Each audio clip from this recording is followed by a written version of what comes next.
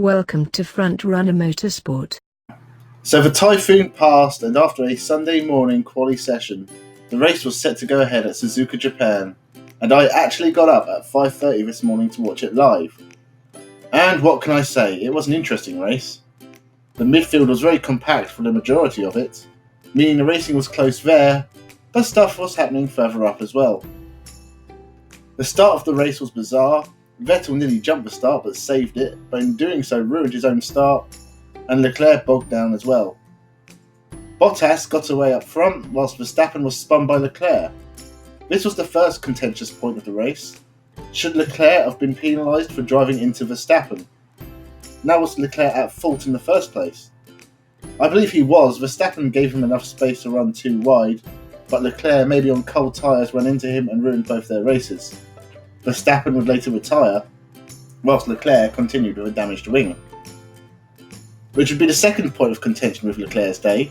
Should he have been penalised for not pitting at the first opportunity and replacing his front wing, because it came off and hit Hamilton? And remembering what happened to Massa about a decade ago, that shit be dangerous.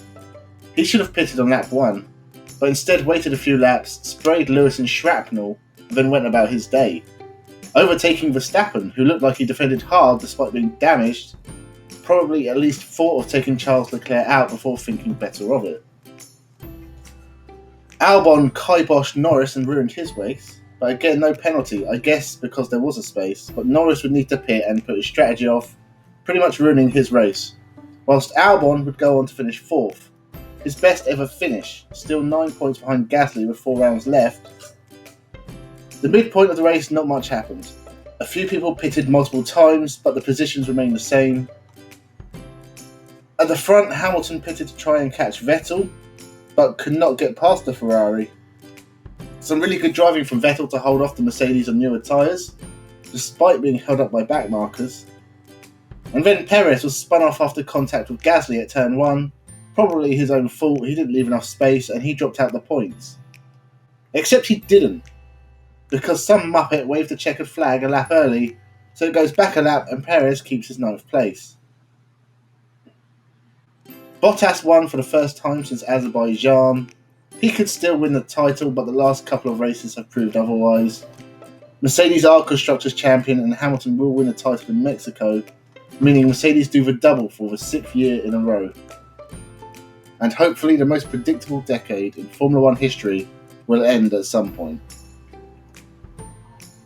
Ferrari really shit the bed for the second race in a row. More their own fault this time, but the car has definitely improved. The chase for third in the championship, is that really what we're pinning our hopes of excitement on? Pretty close between Leclerc, Verstappen and Vettel. We head to Mexico in a couple of weeks. Hopefully the individual races will be exciting. The championship sure ain't. There may be less videos this week. I am suffering with a chest infection. I might try and do a roundup as we have the final round of British touring cars and always exciting Bathurst 1000. So subscribe and stick around and have a nice day.